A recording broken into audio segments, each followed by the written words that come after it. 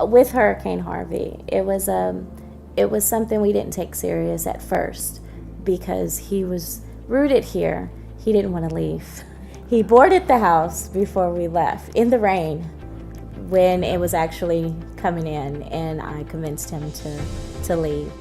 So we came in and we saw, all the water damage that we had inside the house. We had a few items plugged in, and I pulled an item out of the wall and water came out of the water sockets, and I was just like, it's a wrap. We went several places, and when they know you're out of home, then who are you? You're nobody.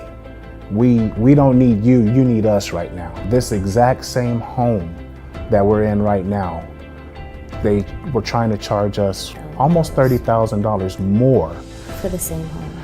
But with Mauricio, he didn't tell us anything about any of the homes. No. He just talked to us. He asked us what we want. Yeah. What are you interested in? What do you like? And I'll find what you want. He actually helped us navigate the shopping process a lot easier. So we were so used to waiting for calls, for returns, and we would ask him a question and get a response within minutes to an hour. When we were getting the home moved here, it was almost every day, every other day.